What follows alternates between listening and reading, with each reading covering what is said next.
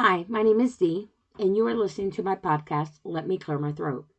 This is my 13th episode, and if you've already done so, please feel free to check out my other ones.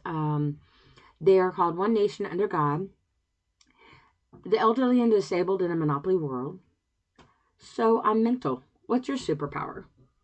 Riddle Diddle Dee, I See Something You Can't See. Prisoner Past the Sentencing. Let's not talk about COVID, shall we? Which I don't talk about COVID in that one. Men being raped as a father.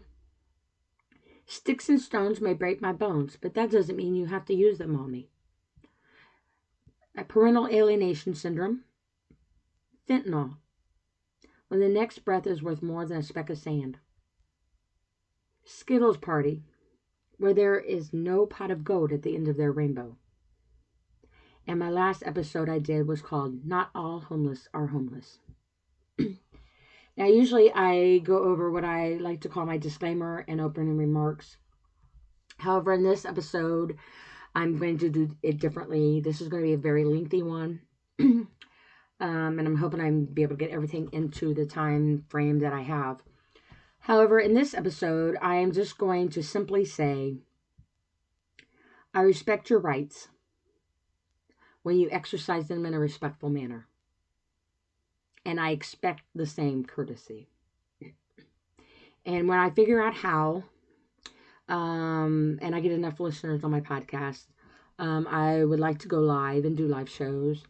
My ultimate goal someday would hopefully be able to have some sort of talk show maybe, and have some guest speakers as well.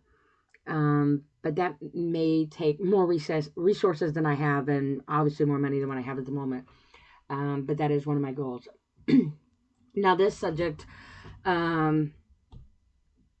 is very, very passionate to me.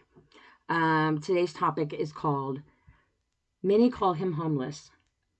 He refers to the title veteran. Now, I will start off by saying I am a huge, huge advocate on this subject.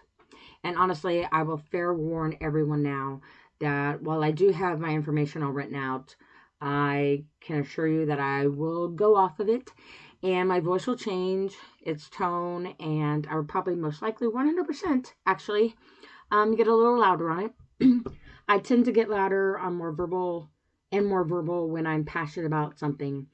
And this is definitely one of those somethings. I just want to give her a warning now ahead of time that this subject of all others really gets me going. And I will try to keep my voice back a little bit as much as possible from my computer. And I apologize for any sounds that go by. I don't have any bougie technology. I just have my laptop. So you might hear things go by. I'm in the back room, and it's kind of quiet from the rest of the house. But unfortunately, sometimes it can get loud, which right now at this time of day, it shouldn't really be too bad unless somebody goes bebopping down the road. But anyway, so on this website I found, on veteransaddiction.org, there was an article, and it was published on October 5th of 2021. And it says that according to research, the risk for veterans to become homeless is higher than that of the general population. Now, I apologize for my talking. I can't even talk. I apologize for my talking because I can't talk. I'm still trying to get used to talking with my mouth. So anyway, I had surgery on my mouth. I had 26 teeth and 4 wisdom teeth taken out. So I'm trying to get used to my dentures, and trying to learn how to talk with them, and definitely trying to learn how to eat with them, but that's a whole different area. So anyway, I apologize for my wording. I'm trying to talk clearly, but it's a little difficult sometimes for me. But anyway, back to the subject. I'll read that again because I feel that is very important. The risk for veterans to become homeless is higher than that of the general population. Central factors that contribute to a veteran's homelessness in the U.S. include substance abuse disorders and mental health disorders, like PTSD, and the concurrence of these types of disorders. Other issues play a smaller role, including income problems, social isolation, having been incarcerated, maybe childhood trauma. Although this problem may seem like something common and no big deal to others, especially our veterans, this is an ultimate battle that they continue to suffer with. While there are various programs that do exist to help veterans beat homelessness, in my opinion, there honestly should not even need to be one at all. There should not even be an issue with veterans being homeless, in my opinion. First, let's talk about what a homeless person even is. According to the United States Department of Housing and Urban Development, HUD, it states that a person is experiencing homelessness if they meet any of the following criteria. A person who does not have a fixed, regular, and adequate nighttime residence. Someone who stays overnight at a public or private place not designed for an ordinarily used for sleeping, such as a car, abandoned building, a park, a bus station, train station, a campground, even an airport. Like staying out in the parking lot, sleeping in their car. Not somebody who's got like on a layover, but actually somebody who has nowhere to go, so they stay in the parking lot at an airport or in the parking lot of at a hospital. Truck stops, Walmart parking lots. I've done that. A person who is living in a temporary shelter. These could include homeless shelters, motels paid for by the government through maybe some vouchers, or by different charities, and even transitional housing. Someone who is living in a place not meant for human people, to even live there. A person who is getting ready to lose their home and has no other place to go. Now, some people also say homeless people are people that basically are drifters. They sleep on people's couches, wherever they can lay their head. So there's a lot of different definitions of a homeless person. And there's a lot of statistics on how many people are homeless. And we talked about this in the last episode. And statistics are only as good as the data that is received and tallied. And in my opinion, one person homeless is too many. So my definition is this. This is my personal definition. A person that continues to suffer, regardless of the reason or reasoning, in a non-humane way of their God-given right as a human being, the necessities of life and its reason for existence. Without food, water, shelter, clothing, needed medical treatment, and physical aids due to loss or limitations is the most degrading thing as a human being one should never have to be judged on, begged for, or even die from. Now, this applies to a homeless veteran as well, because after all, they are human beings. Well, I'm going to take a little step further, because my definition of a homeless veteran is a little bit different. While all of this above holds very true for them as well, I believe it needs to go further, several steps further. And before I go to elaborate on my thought on that, which I will conclude that at the end of my podcast, let's just define what a veteran is. According to Bing, it defines a veteran as a person who has had a long experience in a particular field. Okay. Sure. Okay. But that's not where I'm going with this. According to the Veterans Authority, it defines the legal definition of a military veteran as the following.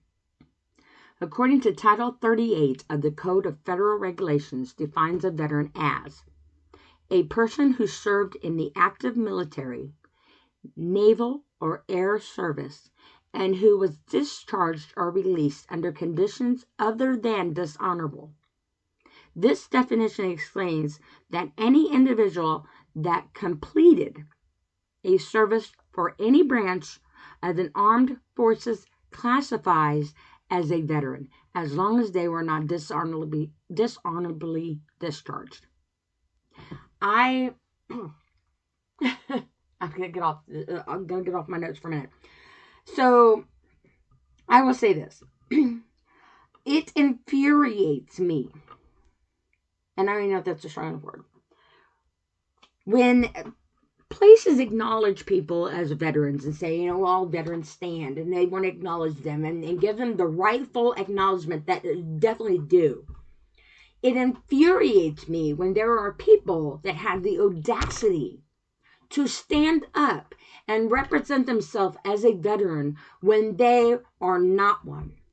And when they are discharged from the military for dishonorable reasons,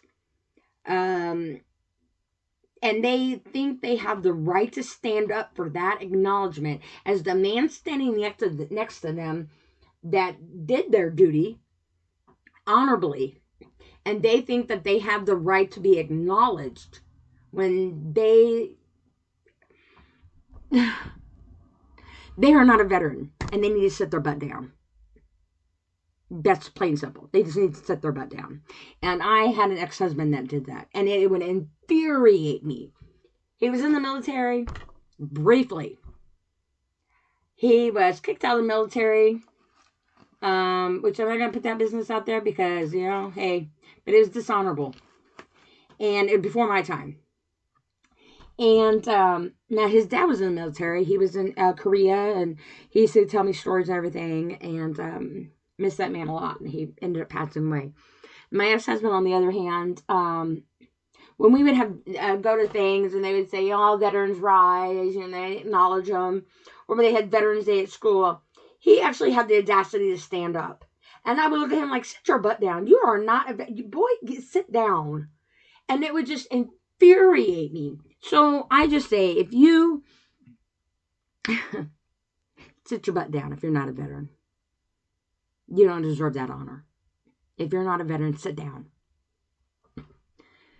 Now, I came across a 24-page article updated on January 2010 from the National Coalition for Homeless Veterans. I found this website and this article to be something that I felt needed to be shared. It had a tremendous amount of information and needed some additional attention brought to it. And a lot of my podcast is going to be straight from their website, honestly. And I'm going to go over some of what it says. Because, like I said, it has a lot of very wonderful information, and they should be applauded for their dedication and their thoroughness, and not to mention their active, how active they are, and much respect due to them, definitely, in my opinion, for what they are doing and what purpose they serve.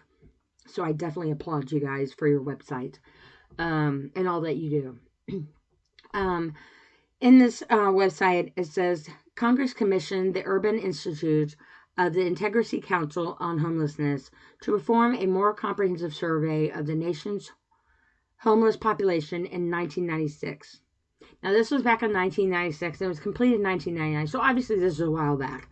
And while these numbers are very, they're very heartbreaking to me because, like I said, one is too many. In this report, dated back to 1999, obviously, this is the year 2023. The survey reported that 33% of homeless men in America are veterans. 33% of homeless men in America are veterans. 23 of all homeless people in America are veterans. 89% of homeless veterans have received honorable discharges. 89% of homeless veterans that have been honorably discharged from the military, 89% are homeless. 67% of homeless veterans have served 3 years or longer. Homeless veterans have obtained higher educational levels than in non-veteran homeless people. Let me reread that. Homeless veterans have attained higher education levels than the non-veteran homeless people. Let me read that correctly because my words got twisted. 79% of homeless veterans live in large metropolitan areas. I still can't get over the 89% of homeless veterans. Like I said, one is too many for me. These findings helped put the homeless veterans issue on the national public policy agenda. The VA and the Department of Labor took immediate and significant steps to increase funding for the homeless veterans reintegration program and the providers grant and per diem program. The two largest veteran-specific homeless assistance programs in the nation today. The survey results also proved to an absolute certainty that the nation's homeless assistance programs were not fully embracing the large segment of the homeless population. Today, the VA estimates... Are you sitting down for this one? Today, the VA estimates... Now, mind you, this is back in... whenever this was written, 2010, I think, that about 131,000 veterans are homeless on any given night. 131,000 veterans homeless on any given night. Accounting for 1/5 of the entire homeless population, and roughly twice as many experiences homelessness throughout the year. 131,000 veterans a night. Not a year, not a week, a night.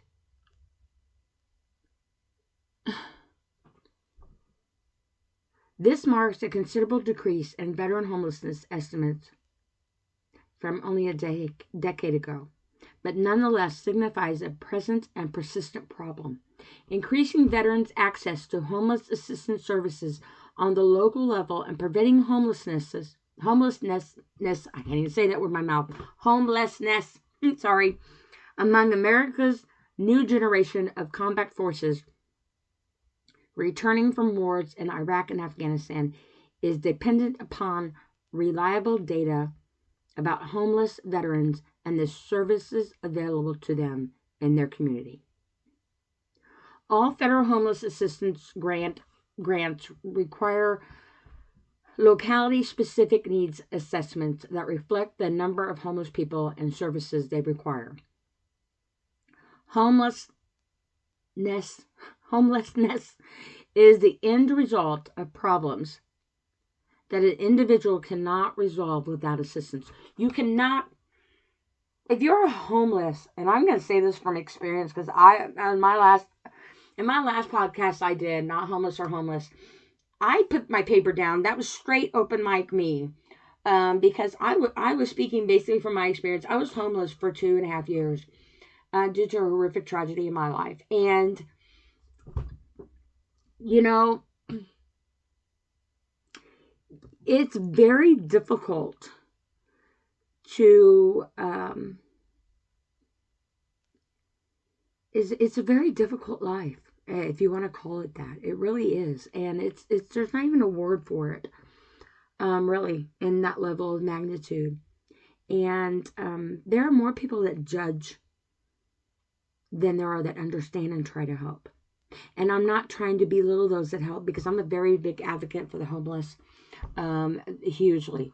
And I applaud everybody that takes their time out of their life to try to make a difference for people that are in situations that are less fortunate.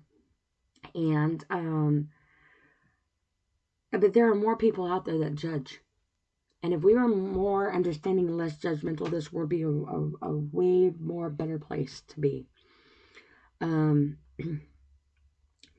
But because each person deals with challenges and stresses differently, there is no way to predict how and when homeless veterans and those at risk of becoming homeless will ultimately realize that they need help. Some people don't even realize they need help.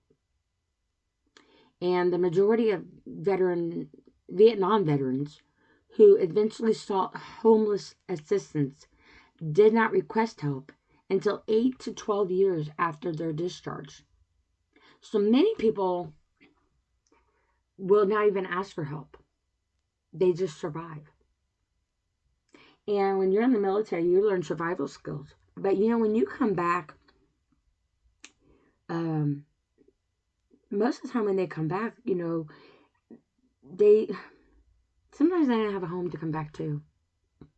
They don't have a life to come back to. They don't have a family to come back to. And sometimes they don't even have their own mind to come back to. And, for a long period of time to go by, living in the world of survival combat in your own backyard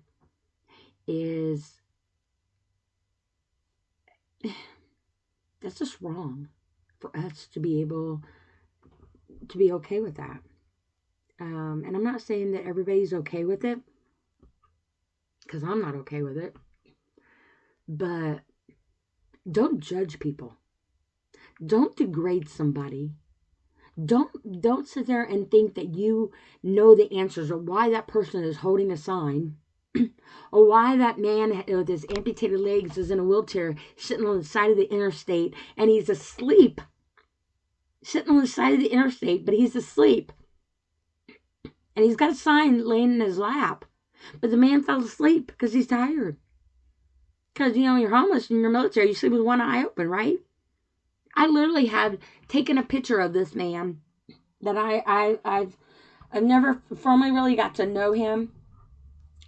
But he lost both of his limbs and was sitting in a wheelchair on the side of a major interstate when it came off, the overpass or whatever. And he was sound asleep. Sign laying in his lap. And I'm looking at him and my heart broke. It's that shouldn't even be. Now, generally, the causes of homelessness can be grouped into 3 categories: economical hardships, health issues, and lack of affordable housing. Well, in this day and age, it can be a lot of other things. But that pretty much sums it all up things are hard. People have bad health, and being able to afford to live in this day and age is gone beyond ridiculous. It really has. These issues impact all homeless individuals, but veterans face additional challenges when trying to overcome these obstacles.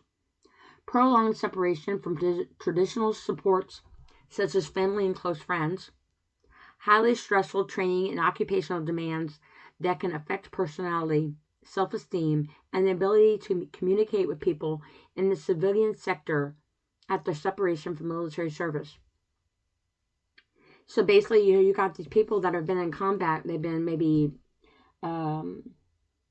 deployed, or not even necessarily deployed. I mean, they could just simply be in their own town or wherever they're stationed. But when you get in that life of military, that's a whole different conversation of technique. And I'm not going to sit and act like I even know what it is, because I've never been in the military. I've got military family. But that's a whole different language. And, when you're separated from your family and your friends, and, you have kids and you have spouses, or you have parents and brothers and sisters and your friends and whatnot, even your pets, and you're away from them, you become isolated in your own world because, and I'm just going to say this as a speculation on my point of view. Like I said, I don't know directly, so I apologize. I'm not trying to offend any military person at all on this, but this is my point of view on it. When you're in that level of separation, you become separated in your world of in isolation, so to speak, because you miss out on life. You miss out on birthdays, you miss out on weddings, you miss out on funerals, you miss out on the birth of your children. You miss out on your kids' first steps and riding a bike and school programs and helping them with their homework, or maybe just tucking them in at night, and not even so much as just your kids, but just you miss out on the little things in life that you are defending when so the things that you love and you treasure that you miss out on are the very things, or the reasoning why you are in the position that you are in the first place, to protect and serve your family, your loved ones, your country. And all the while, that's what you're missing. That's what you're giving up what you love in order to save and protect what you love, to come back and not necessarily even have what you left to protect and love. It's gone. Not all the time, but your time is gone. And, I used to always say, the most valuable thing you can give to a person in your life is your time. Because that's the one thing in your life that is yours, is priceless, and you can't get back. And if you give your moment of your time, of your life, to somebody, then you took the time out of your life to give your time as something that is valuable and priceless and not able to receive back. And you're giving it to that other person and sharing it with them. And it breaks my heart when there are so many people that take that for granted. And I'm going to say I'm included. I mean, I've wasted some time on some pretty silly things in my life. I say they're silly. And some things that I have learned hard lessons on. But when you are in the military and you're discharged, or you're a veteran who has been through more than what I will even begin to even understand, it's a whole different ball game. And that leads a whole different level of mentality. And you might come home physically, but that doesn't mean the rest of you is intact. There's mental health issues. The overwhelming majority of veterans return from military service. And they might actually, go back into society just fine. However, there are studies that show that up to 1/3 of combat veterans are likely to experience some clinical degree of depression, PTSD, or other emotional psychological difficulties directly related to the military experiences.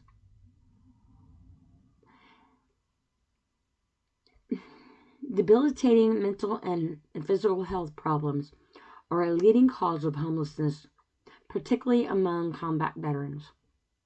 And the VA reported that up to 30% of the 184,000 veterans of the Iraq and Afghanistan who sought VA medical care since separating from the military exhibited potential symptoms of PTSD, stress, drug abuse, and other mental and emotional disorders. That's just with the Iraq and Afghanistan. That's not accounting for all the rest of the veterans that are still here today that have survived their minds. Now, close to half of those, 30,000, could possibly be diagnosed with PTSD. Now, I'm going to disagree with that. Because I'm going to say every single one of them suffers some level of PTSD. I don't see how you can't come back from combat or come back from being in any type of situation such as they are and not have a form of PTSD. I really disagree with that figure.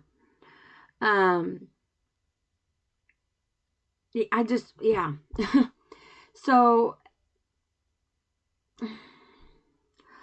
I'm just gonna skip that part because I disagree with that. I think that there's just, and maybe this is just statistics by people again that have been your data is only your statistics are only as good as your data. So anyway, sorry. I just get, so I start to thinking about things, and then my mind gets twisted because there's things, my mind just starts going, and I get thoughts, and I start thinking about things. And like I said, this subject just really gets me going in a lot of different areas. Physical health and disabilities, according to a March 2009 report, VA challenge report, medical services and TB testing are the two highest met needs of homeless veterans. Help with medication, treatment for substance abuse, and hepatitis C testing, meanwhile, are the fourth, fifth, and sixth highest met needs. These statistics are encouraging, considering how access to health services is critical in order to treat and prevent the health problems associated with homelessness. Now, I'm not going to knock on the VA because I know they do some amazing stuff. But I do also know that there needs to be more resources for our veterans. They've got economical hardships, money. It says economical hardships usually involve employment issues and mounting debt. The cost of housing in most communities makes it unlikely for a single wage earner to be able to afford a comfortable and safe rental unit. A person making minimum wage only makes about $1,160 a month, and we need to find an apartment for $348, which is ridiculously not possible. To have enough money for food, utilities, transportation, and other necessities. Even if one is lucky enough to find a low rent apartment, there's no extra money left for any insurance, clothing, education, or entertainment, or any recreational. Now, what if they have a family? So you got this military that's just making, certain wages and whatever, and so you normally, okay, I'm going to speak from my experience on people that I know in the military. So you get people that have a job, and they're in the military, okay? So they have a job in the military, but then they also have a regular job. Some of them. Some of the military is, I'm guessing, their only job.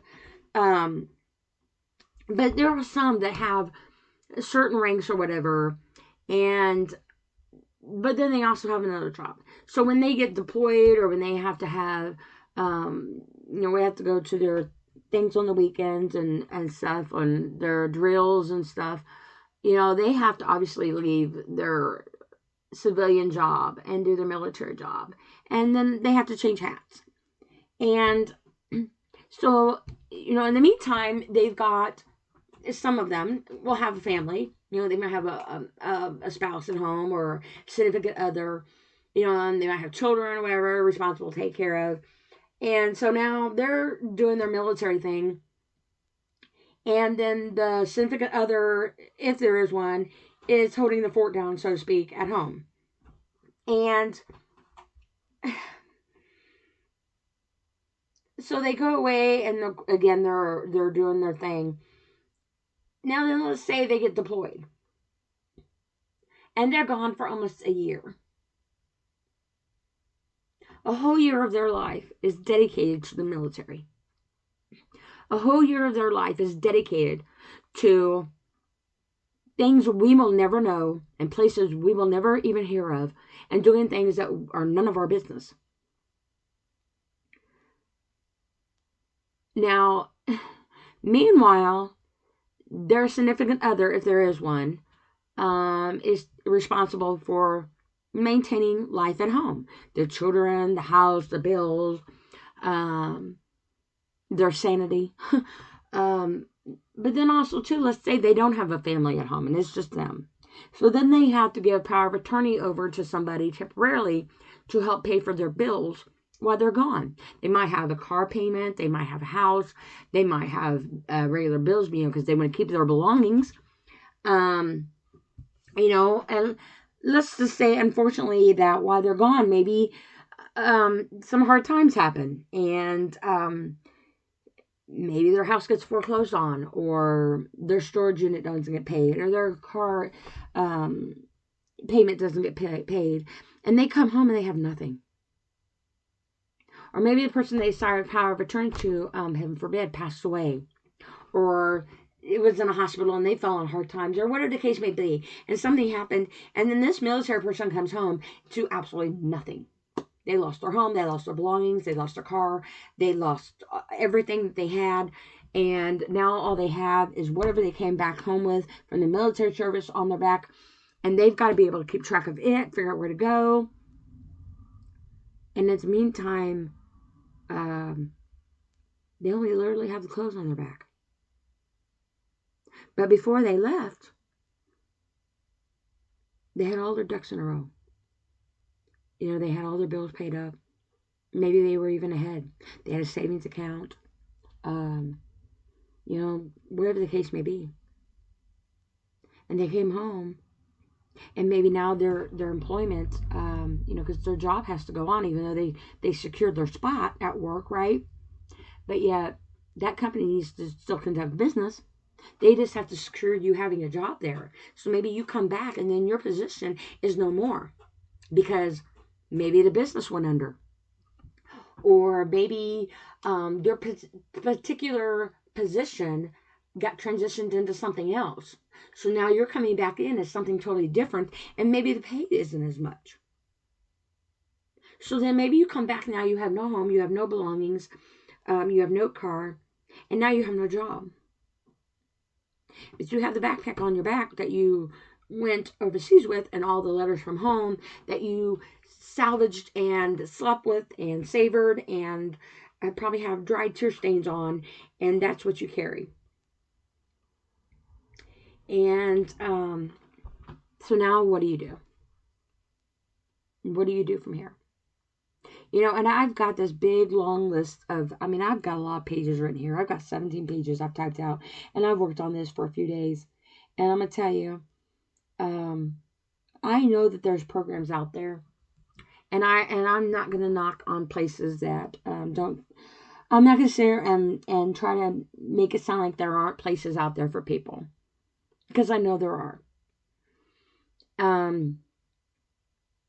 But it saddens me when I read things like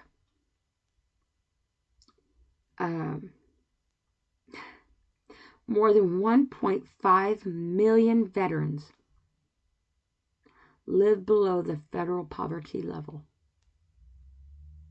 1.5 million veterans live below poverty. That's 1 out of 16 Americans who have served in the military.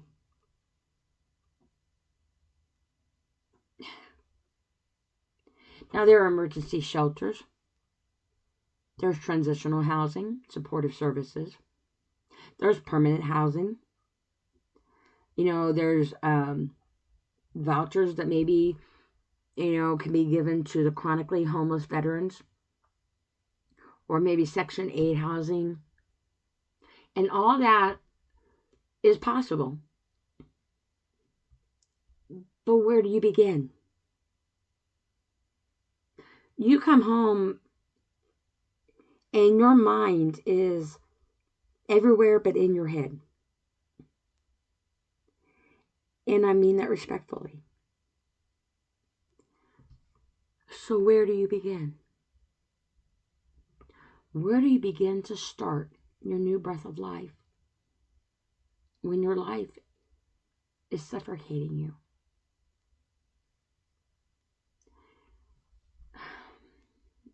You know that you can stay in shelters, yeah, but you're only allowed to be there for so long. And if you do have a family and say you're not married, you can't stay together. And there are, I don't know of any shelters that have male shelters with children. So what if you say you're a single father and you're homeless, you're a veteran single father, and you're homeless? I don't know any shelters for you. And that's not right. That's not cool. That's not cool at all. And if you're homeless, And say you go and you try to look for a job. How do you look for a job when you are judged when you walk in the door? Because of your appearance. Because, some homeless people, unfortunately, do not have access to necessities. That's kind of what makes them homeless. They lack the necessities of life. And that's being able to have the right to take a shower and clean themselves and be rid of their germs and infestations and I don't know, everybody likes a clean shower, fresh shower, right? So say you go in and you look like I have a few I'm gonna probably end up saying my age, and some of you are gonna be like, who? You'll be walking in there like Wolfman Jack. Which I'm not gonna say that bad, because the picture I've seen of him, he was, anyway, I'm telling my age.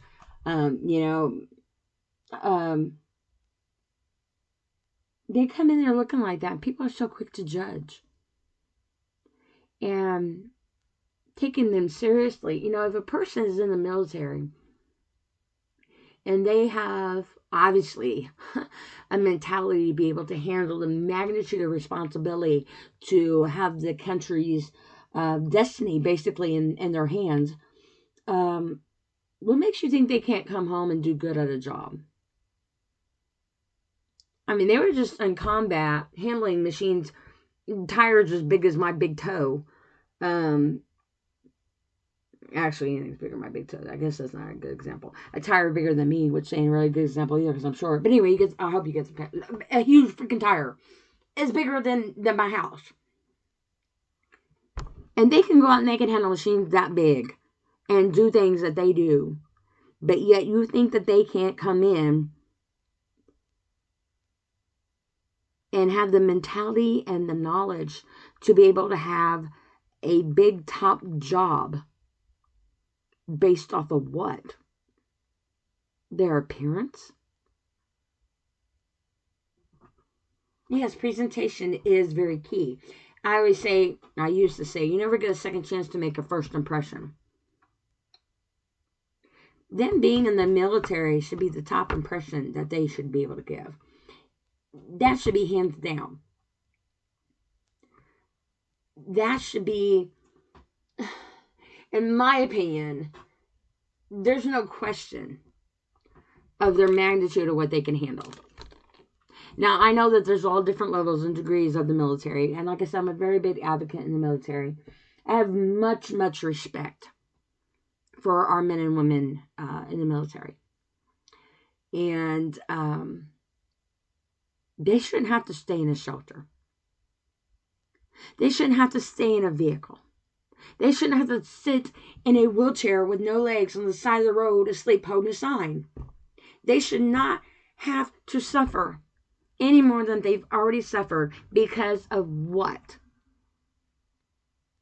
What is the reason? There shouldn't be a freaking reason. They shouldn't have to worry about their belongings while they're gone and who's going to pay for it. If they're gone deployed and their stuff is at home, guess who I think should pay for that? The military. Uncle Sam. The uncle that we all have that we've never met and really doesn't ever give us nothing for Christmas, but always wants our stuff. That uncle. So I guess we're all related. We all have the same uncle, Uncle Sam.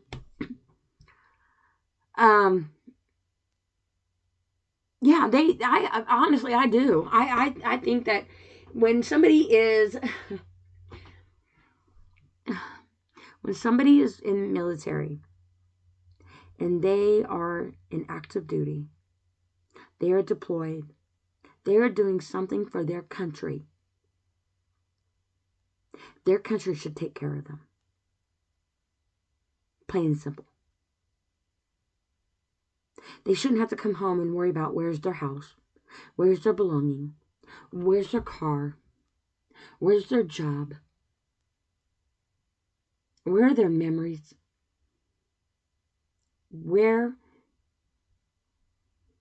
are their resources. our country should take care of them. Because if it wasn't for them, where would we all be? Now, I know there's women that are veterans, and I applaud you ladies, because that's a whole different realm too. And then when you have two parents that are gone in the military, and you have children left behind, and both of their parents are gone in the military, and no matter how hard they try, for whatever reason, their child is missing out on both their parents, but their parents are missing out on their child. And all that child remembers is their parents are gone. And all the parents remember are wanting to come home. And so they sit out there moment after moment after moment. In their minds, they have to be on their feet in their mindset. But yet then their split personality in the back of their mind, their subconscious, is always in the back of their mind thinking about home. And you know, I wouldn't want that. I mean, I have a hard enough time keeping up with my own mind, but that's no comparison to where that's at. And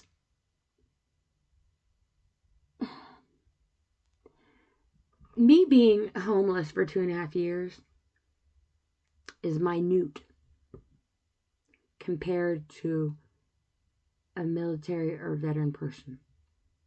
It's minute. My country doesn't need to take care of me. I needed to figure out my own life, and I did. But if I was a veteran or a military person, that'd been different, in my opinion. You know, and you know, sometimes we have our veterans, you know, when they're homeless, their documents and their important papers and their birth certificates and their photo IDs and all that stuff, even their honors and their medals and stuff, sometimes it gets lost, or it gets stolen, or it becomes ruined. So then they have to go through all the process of trying to figure out their own identities. You know, I read once, there was a veteran that, I want to say he was going on 100. And for his 100th birthday, he was still trying to get his Purple Heart. And he had been home buku years. But because his paperwork had been lost or whatever, he had to prove himself and prove his worth of that Purple Heart and who he was. And he had been fighting for years and years and years to try to get that accomplished. And I don't know the end of the story, because I read this once about I don't know, maybe not even a year ago. And that's really heartbreaking. When all he wanted is just to have his medal. You know, but because he had lost his information and stuff, it was just a big old process. And I understand there's a lot of people out there say, well, you know, many people might say they deserve the Purple Heart, you know, and I get that. There are people, unfortunately, like that in this world that do, like I said, want to take credit for things that are not their credit. But I don't know. I just, again, I think that the country should be more on top of making it a priority. And I think that they should be wanting to look into trying to honor this man than for this man to prove himself. And I think that they should put just as much effort in trying to prove it as what he did, or was trying to anyway. Because that's a very high honor. And if somebody is coming into that way of life and saying, hey, you know, I did this, and whatever the case may be, Wouldn't you want to know that? I mean, wouldn't you as a country want to honor that person, that human being?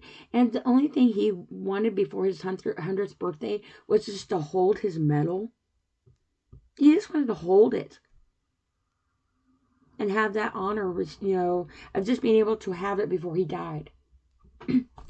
But then you got certain situations where, they have to fight to figure out, maybe their birth records and their social security card and their identification and stuff is hard to come across, because I know, like, back in the day, they kept records differently. Even shot records and stuff, were differently. I think back in the day, I don't even know if they even really kept adequate shot records, honestly.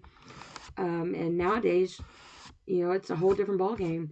It's like, I know, like, I know this is kind of not on topic, but kind of is.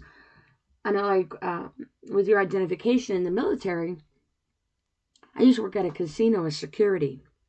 And when the military person would come in with their military ID, we had this machine where you could scan the ID card in to know what they were of age or whatever, and if their ID was valid or if it was fake.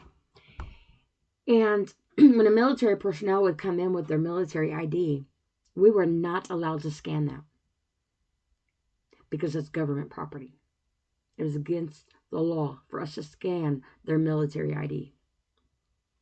But I also learned there was a guy who came in, and this might be one of the information that people don't want you to know, but I'm going to tell you.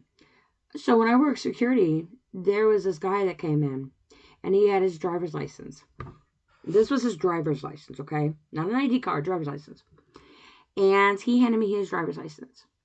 And I went to go scan it, and I looked down, and it had no picture on it. No picture whatsoever on it. It was his driver's license with no picture. And I'm like, whoa, wait a minute. So I call my boss and IGC, Indiana Gaming Commission. And I'm like, this guy has no photo on his driver's license. What do I do with this? And my boss looks at me, and he's a retired police officer. He said, it's legal. It is legal not to have your face, your picture on your driver's license. Now, here in the state of Indiana, I'm just going to say that. Because he stated it was against his religion. So he did not have to have his face on his driver's license.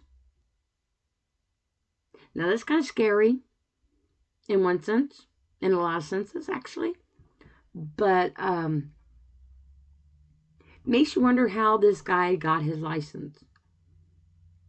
What documents had to be given. And I know this is off subject a little bit, but it's really kind of curious, because you got these military people that are coming back, and it's very difficult for them to be able to get things all in order and stuff. And I know the military does a lot. And like I said, I don't know firsthand all this information, but I do know that it is difficult to get your ID and all this stuff situated in order when you lose it, or you've lost it in a fire, or your belongings are gone, or whatever. And you come home and say your parents are all gone, and you have to form your own ID identification. And now, granted, you have your military ID, but what if you accidentally lose that? I mean, I don't know what the process of all that is, but when you're homeless and you're carrying around your stuff, homeless people get robbed. Homeless people get killed over a pair of shoes. It's something as simple as that. And it's very sad. But, yeah. So, I'm sorry. I'm not sorry, but I'm sorry. Because I'm going to get off topic here. And I'm not trying to. Because it all honestly is related together. And I get tongue-tied when I talk about this stuff, because I got so much I want to say. And I know it's kind of going off of subject, but when you talk about the military, and you talk about veterans, and you talk about homelessness, and you talk about society and the country and all this stuff, it all actually is one, in my opinion. Because Without them, we are nothing. I mean, in my opinion, we are nothing. We would not have the right to sit where we sit right this very moment in time if it wasn't for them. So while we're all sitting here listening to our devices or on our phones or driving our vehicles or maybe eating a cheeseburger on the go or whatever the case may be, working, what it is, whatever you're doing, there's a veteran and a military person responsible for giving you that right. Even with this country the way it is today, we have the audacity and the nerve to question what we're supposed to be thankful for. Look around you. Look really good at your life. And you tell me whether you want to salute, stand, kneel, shake a hand, or ignore a veteran or a military personnel.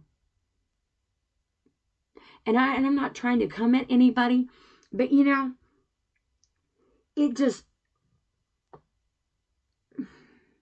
I am just flabbergasted at the magnitude of people that show so much disrespect to the human race as what we do in our day and time today. I don't care what nationality you are. I don't care what your religion is.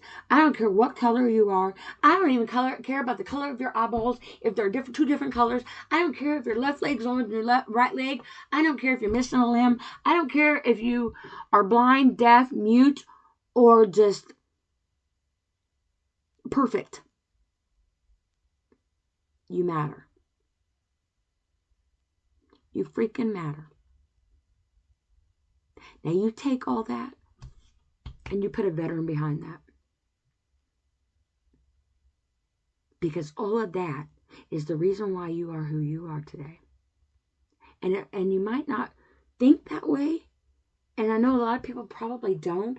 And I'm very patriotic, in case you haven't noticed. I'm not very fond of our government, but I love our military. I don't really care for our government, but I salute our veterans and our military. Because to me, even though they're the same, they are different. Our military and our veterans are human beings. Our government is a democracy and a monopoly and everything else in between, in my opinion. The military veterans and the military personnel are the ones who are the reason why we are who we are and have the opportunities that we have. The government are just the dictators, in my opinion. And I'm not trying to get into politics, but you know what? Why not? Our country is politics. Our veterans and our military are human beings. Not the same. Not the same. So you have, all these organizations, and I can read them on verbatim and go on and on. I got page after page after page of different development things. And like I said, I typed up 17 pages here of different things. And I could read all those, but I'm not going to. Because you can go to this website and you can pull it all up. And you can read it. And you should read it. You should read it. Because no amount of podcasts, no amount of my opinions, and no amount of everybody else's opinion is going to matter until we all understand why it needs to matter. Why is this podcast important? Not because I'm talking. It honestly, it has nothing to do with me, in a sense, because when I make these podcasts, I touch on things that I'm passionate about, or I feel that need to be discussed, or attention needs to be brought to, just like this website. There needs to be attention brought to this website and to this subject, because there are so many people out there that are trying to do good and trying to help and make a difference in the world. And those are the people that need to be brought to light. And the people of the negativity, of the judging, and, taking away or making it illegal to help a homeless person. Florida, for instance, did you know in Florida it is illegal to help a homeless person? Yep. There was a man down there that was 90, I want to say he was 91. Let's just say he was in his 90s. And he would hand food out to the homeless. And he got arrested. He got arrested for it. And he got out, and you know what he did? Handed food out to the homeless. 90 some years old. I was at a McDonald's one time. We were down there with some family, and I was at a McDonald's. And there was a homeless person sitting outside.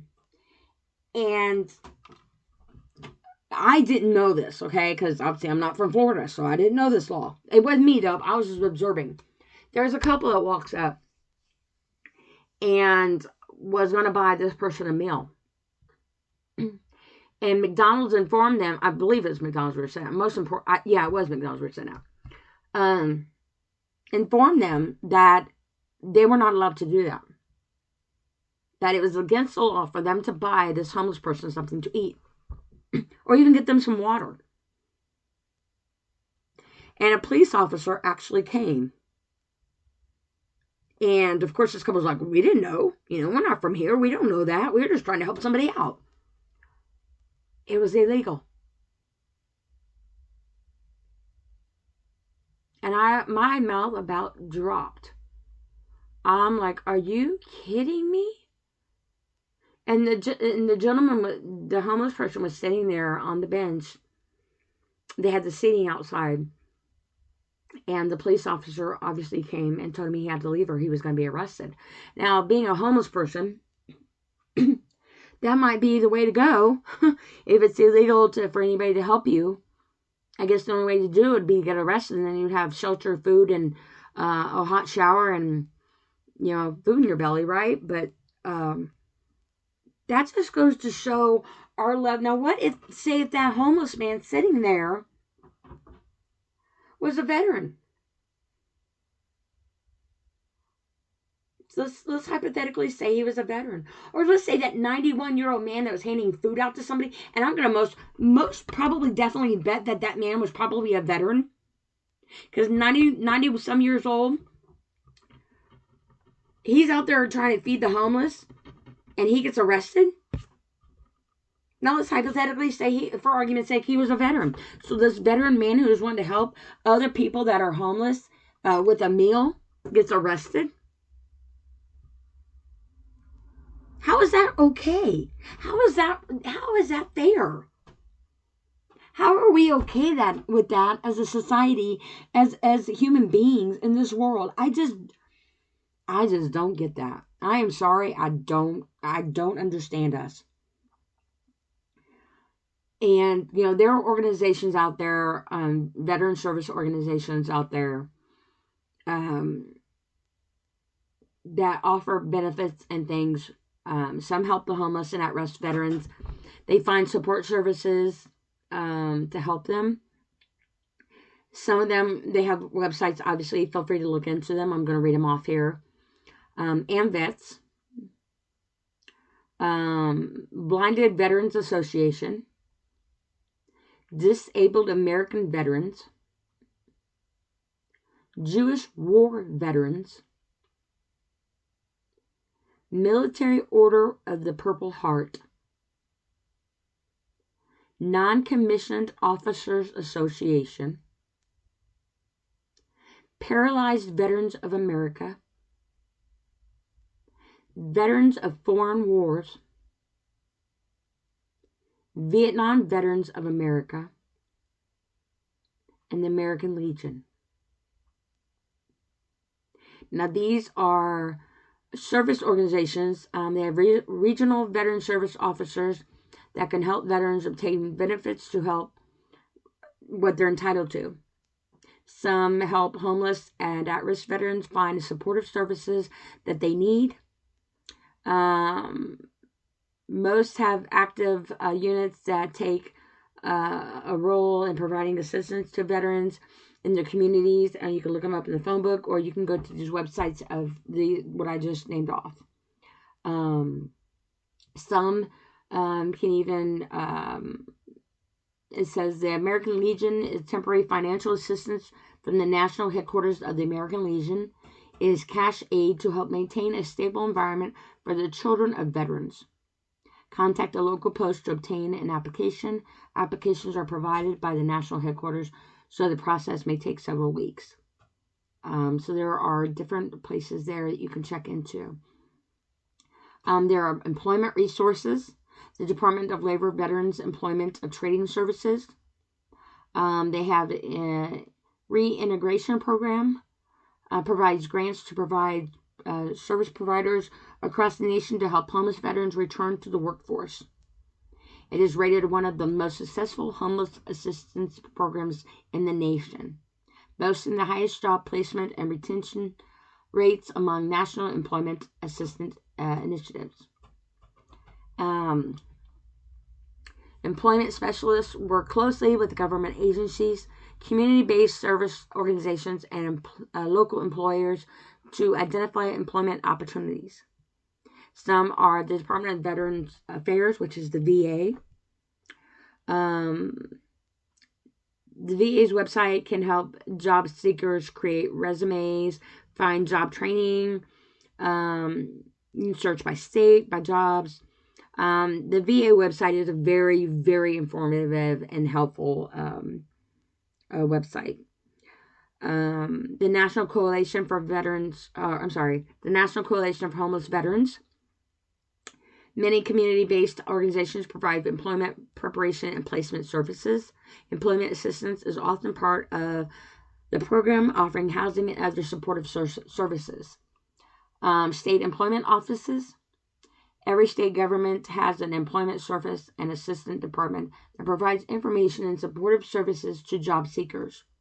Although each state is different, most offer comprehensive job listings, veteran-specific assistance programs, and information about unemployment benefits and training programs. The state offices of Veterans Affairs.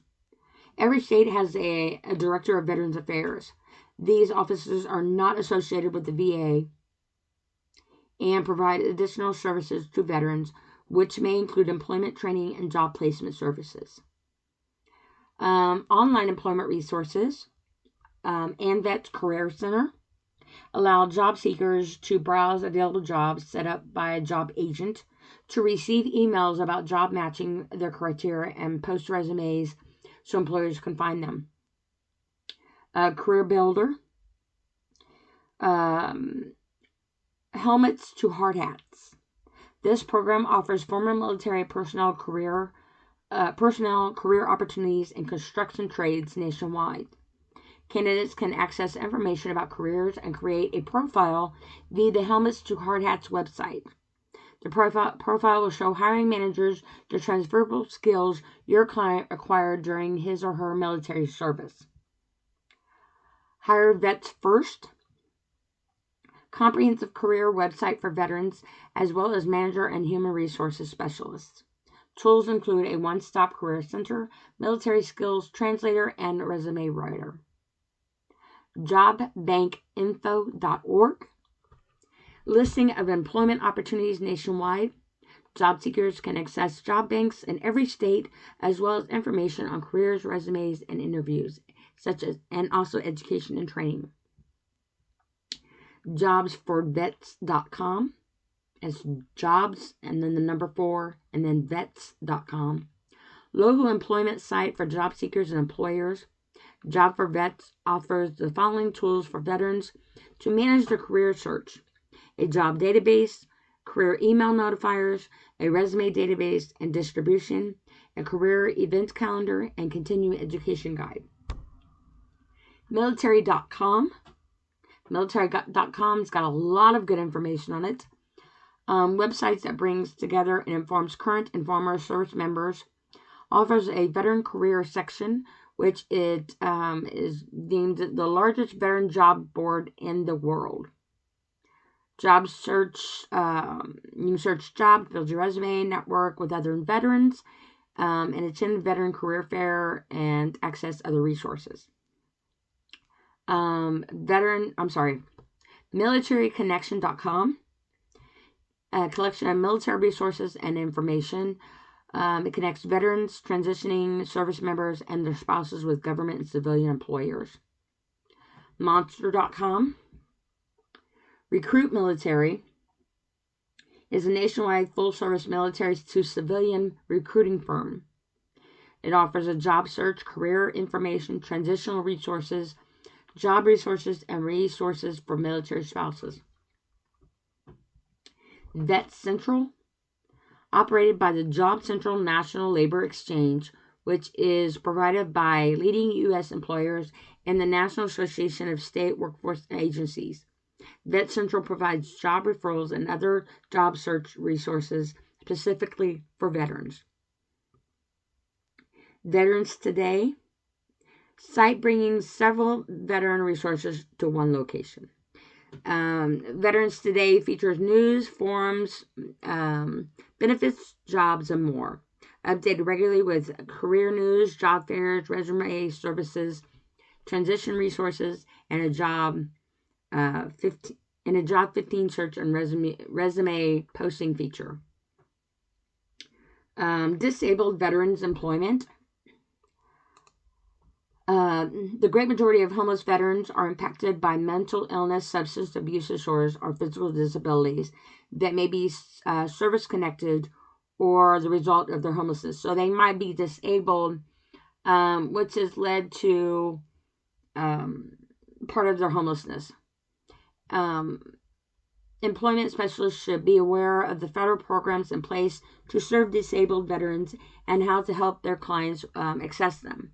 Unless disability status has already been established, the process for determining disability and qualifications for some programs, they will take some time. In most cases, however, you should proceed with your employment assistance efforts while application for disability benefits are pending. So it's basically saying that while you're waiting for your job, you can apply for benefits for disability if you are disabled. But as we all know, that takes time. And sometimes, unfortunately, you have to get lawyers involved.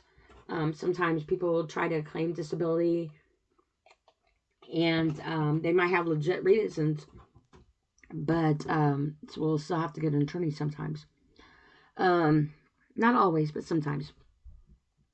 American Heroes at Work is a Department of Labor project that addresses the employment challenges of returning service members living with traumatic brain injury or PTSD. The site features information and tools to help those veterans, particularly those from Iraq and Afghanistan, to succeed in the workplace. Department of Labor, Office of Disability Employment Policy, provides national leadership on disability employment policy by developing and influencing the use of evidence-based disability employment policies and practices, building partnerships and delivering authoritative and credible data on employment of people with disabilities. The Department of Labor Veterans Employment and Training Service. The Disabled Veterans Outreach Program provides funding through state employment agencies and many community-based homeless service providers nationwide to support dedicated staff who develop and provide employment and job training opportunities for disabled veterans. The program promotes and develops on-the-job training and other employment services in the private federal sector. Department of Veterans Affairs and Compensation Work Therapy Program. The VA's CWT program is available to veterans who meet criteria and are enrolled in a therapeutic or supportive residential program. The primary goal of this program is to provide veterans with psychosocial disorders, an opportunity to develop work skills and obtain employment to maximize their independence and quality of life. The program involves intense case management support, employment, transitional housing, and a wide range of supportive services. So basically, they might have the skills to be able to work and the know-how and the knowledge and even the manpower of themselves, the strength to do so, but they might be difficult to interact socially with people for a lot of reasons. And this program helps to work through that. Department of Veterans Affairs, Vocational Rehabilitation and Employment Services. It also has training programs for service-connected disabled veterans who qualify for vocational rehabilitation. It helps with employment and educational programs.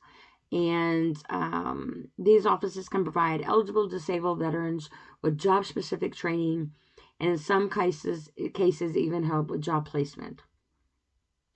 Also helps eligible disabled veterans obtain assisted technology devices to enhance employment opportunities and promote self-sufficiency. So if you're a disabled veteran and it is difficult for you to maybe say even communicate, they help to provide technology resources to help accommodate you. Social Security Administration provides supplemental security and disability income for disabled Americans, regardless of their veteran status. So basically, Social Security, it doesn't matter if you're a veteran or not. They do help with Social Security and disability income. They are designed to help disabled people return to the workforce without losing the disability of health care benefits that they're entitled to. And this website guides employment specialists and job seekers together, and it helps with job employment, contacts, and services. Other employment resources is America's Career Infonet. Helps people make better, more informed career decisions. It is ideal for job seekers, employers, and human resources and workforce development specialists. From learning about typical wages and employment trends like checking education, knowledge, skills, and abilities against the requirements that most occupation jobs have. You got America's Service Locator. Allows users to find the nearest location delivering valuable job and career training assistance and information. Users can print maps that show point-to-point directions for selected service providers. You can check connecting to customers, the American Workforce Network services. I do know, like Work One, for instance, I know that they had a program for a while. I don't know if they still do or not. So it wouldn't hurt to check into it. Because at the time I was in college for my bachelor's degree. And they said that they offer vouchers to help pay for continuing education to help people get an associate's degree in certain fields that they offered. And so you could go to college and get an associate's degree and the government would pay for it, basically. And unfortunately, they didn't pay for my bachelor's degree and they wouldn't back up and pay for my I had 2 associate's degrees before that. They didn't pay for those, but I tried. But I do know that they did offer services, even in trade schools as well. Like a CNA or some in those areas. I know they did offer vouchers to help pay for those as well. So that is something too that people can also check into if you're looking to continue your education or maybe get into a trade. Check with your Work One development organization and see if they might be able to help lead you in a direction with that. Maybe even continue your education or even helping you get your GED program. There's also Career One Stop, formerly known as America's Career Kit, sponsored web-based application, provides easy access to features and tools of America's Job Bank and Service Locator.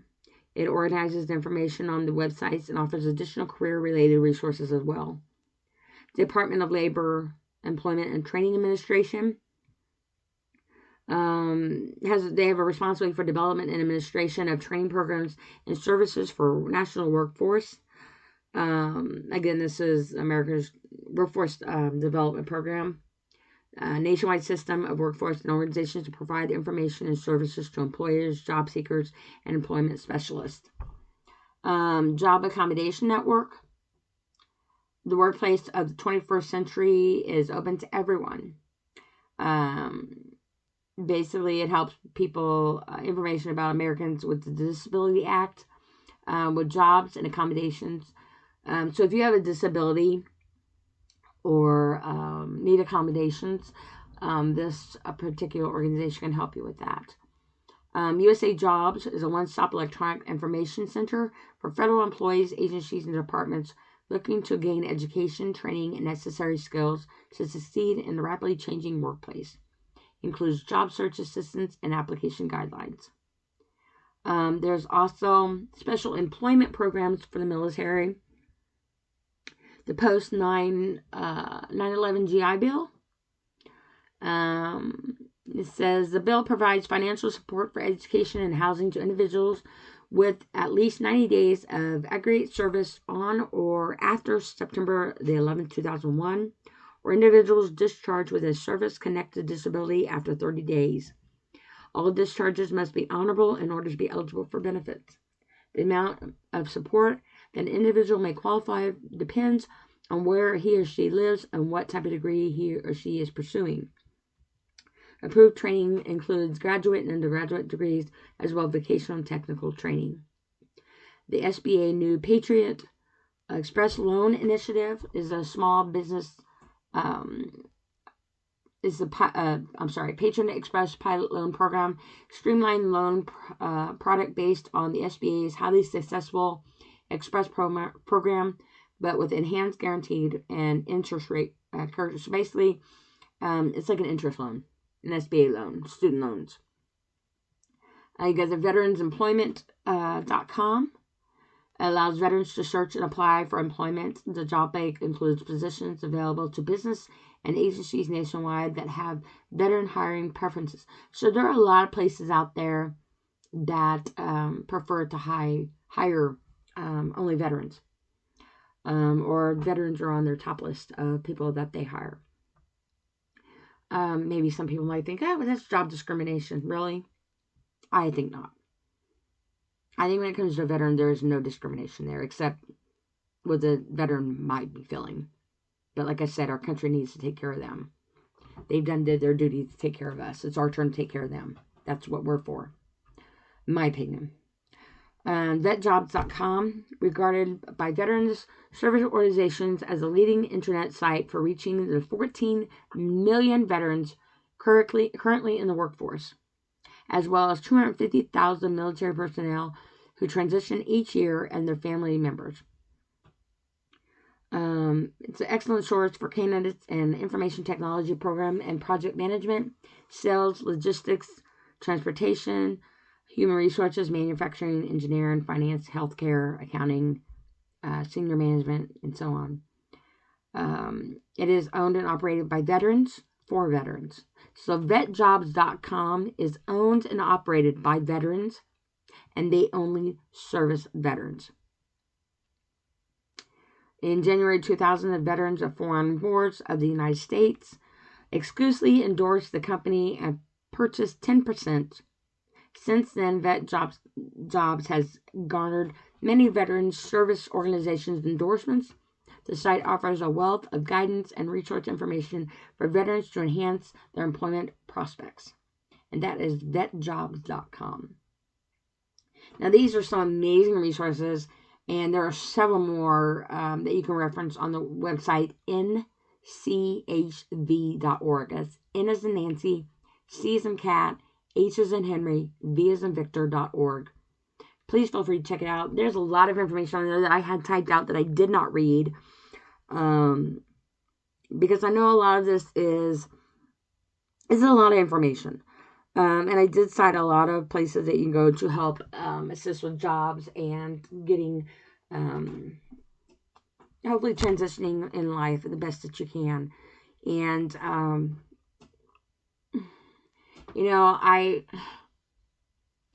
I'm going to finish my last bit here, but I'm going to say,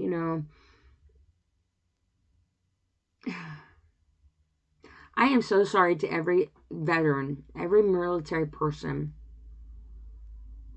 that has endured anything less than what a human being deserves. And I salute you. And for whatever that means,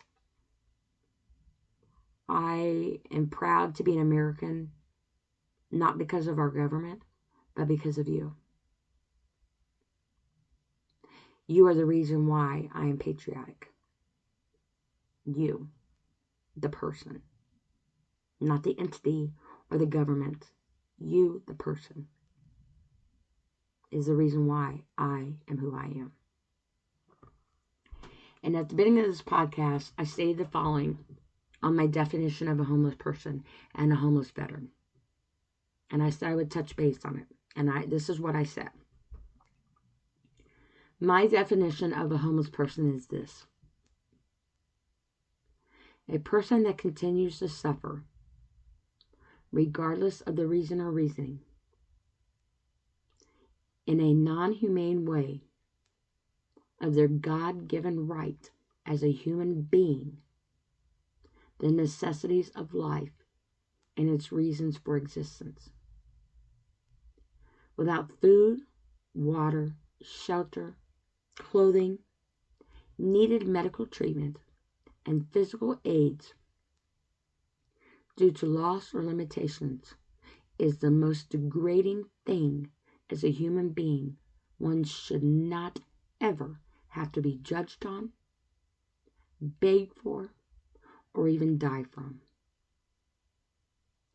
Now this applies to a human veteran as well, right? Because they are human beings. My definition of a homeless veteran changes a bit, actually. While all of the above holds true for them as well, I believe it needs to go a step further. Several steps further, for that matter. And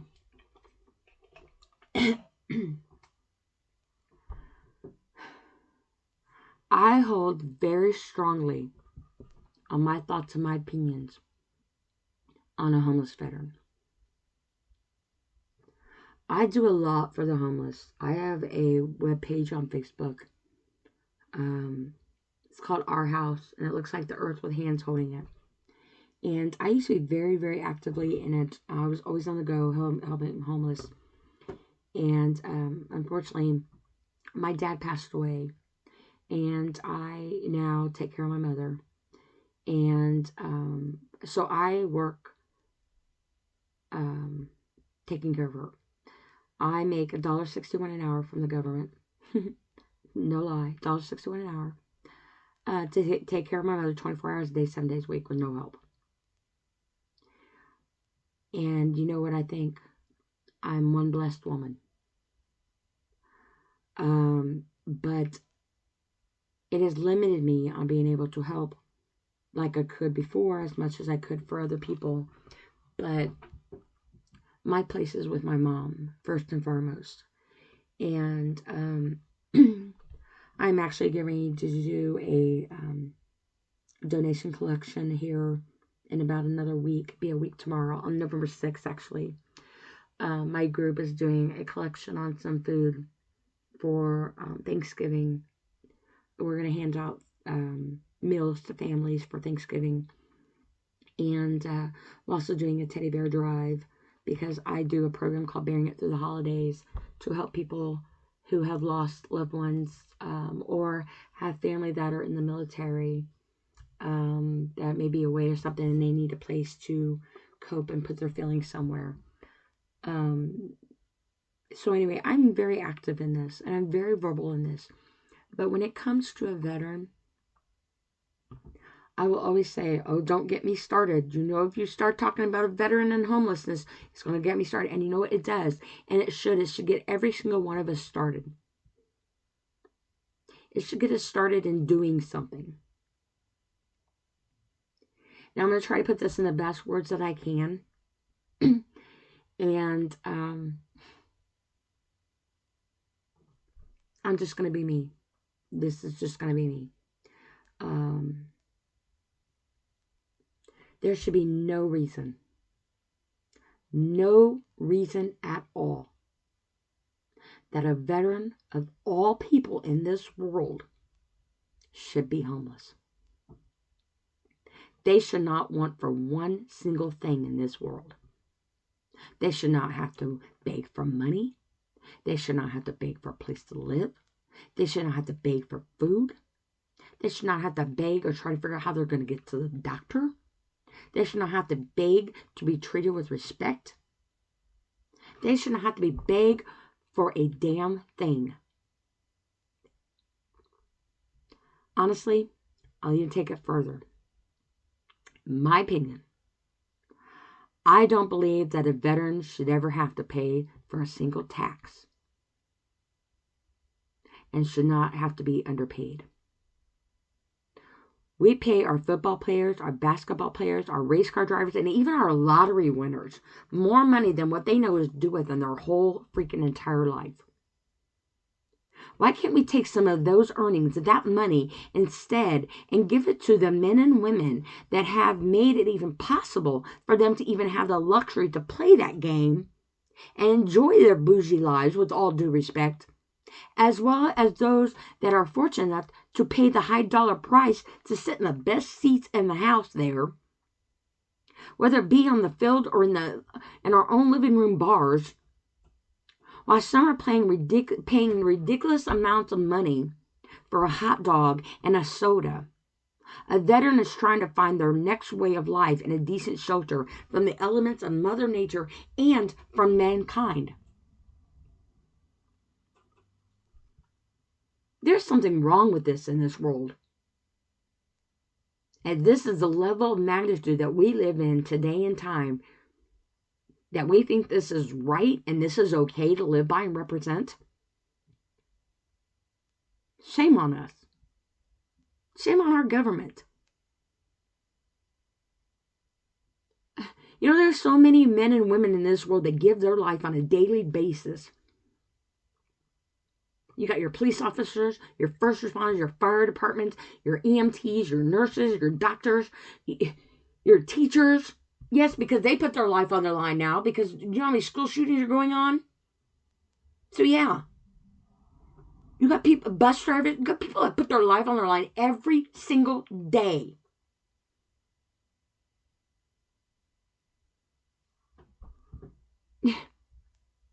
We have our military. We have our veterans. And I'm not trying to belittle our sporting event people, but you know what? Millions of dollars to play football for one season is really ridiculous. Really ridiculous. That money goes where? For you to fly an airplane somewhere? For you to what? Eat caviar? And I'm not belittling because I don't know your life and I apologize ahead of time. But you know, honestly, why is it okay to pay all that money? And I'm not just trying to knock on that door. But how is that okay? To put all that money in that one particular, those areas, and that's a seasonal sporting event, per se. Then you got people that put their lives on their line every single minute and every day of their life to benefit you. And they don't even get a smidge of that amount.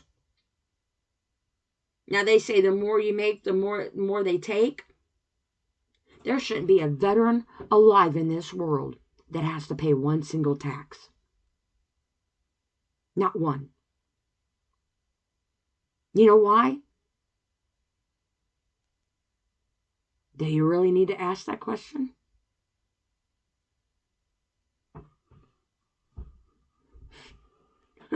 You know, normally I'd apologize for offending anybody, but not this time. I'm really not. I am personally offended as an American and as a human being in this world and the United States of America that we continue to allow our veterans to lack their God-given rights earned more than anybody else in this world than the necessities of human life and survival. And I won't apologize for that. You know, I read somewhere that in the military is having a hard time recruiting the younger generation because of the lack of qualifications needed to perform the necessary duties that's associated with the responsibility and magnitude of protecting this country. That's scary. So before you disrespect a veteran, before you question and judge, know your place at the table in this country. Better yet, look around at your table and give thanks that you even have that meal you scarfed down while reading your technology and disrespecting your family time. Because I would lay great odds that a veteran or a military person, for that matter, and their families would be more than happy to have that cherished moment you are not even saying grace for. Meanwhile, they're in a place you will never know, in a world you will never understand. A veteran and a military person is praying to God that they even would be able to have a home to even come back to, and that they'll even make it there, wherever it may end up being. And I guarantee that their children, their spouses, their parents, their loved ones, and even their pet are crossing prayer paths at the same time.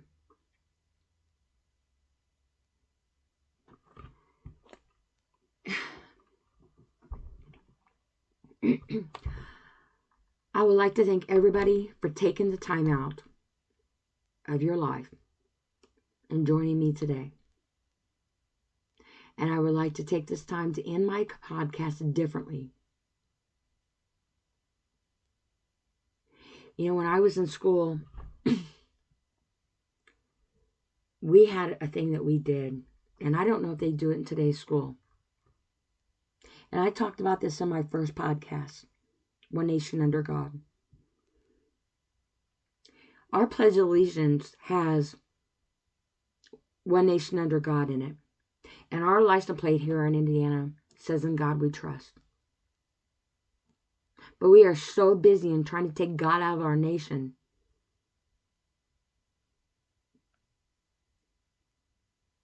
and giving Him thanks for all the blessings He gives us. And we are hypocrites for that. Straight up hypocrites. That flag blows from every breath a soldier gave and continues to breathe. And I'm going to end this podcast, hopefully in an honorable way. In my opinion. And I want to give thanks to all those that have fought the fight and continue to fight what they fought. And I hope whatever you're doing, if you want to safely pull off the side of the road or pause for the cause, but I would be, I'm going to end this podcast, and I hope you join me, but I'm going to say the Pledge of Allegiance. When I was in school, we started every morning with the pledge.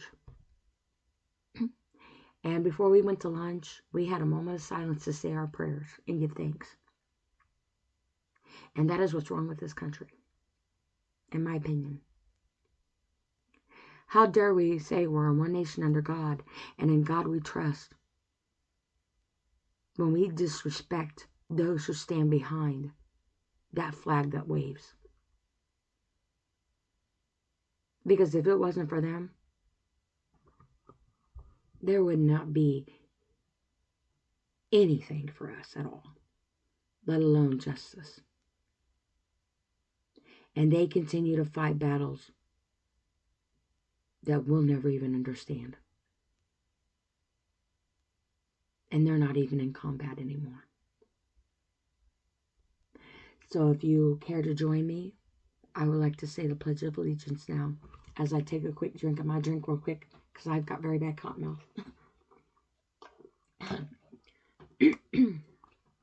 And if you are a man or a woman, I taught my kids respect. You take your hat off at the table. You take your hat off when you say the pledge or the anthem. So, obviously, that's on you. I'm not here to judge. That's you. But I'm going to say the Pledge of Allegiance.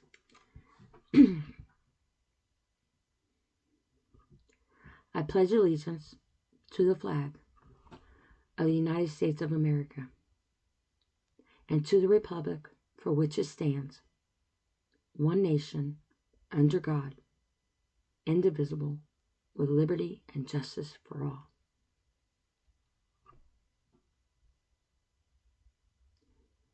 This is Dee, and you have been listening to my podcast, Let Me Clear My Throat. Many call him homeless. He prefers the title veteran. Thank you all, and have a blessed evening.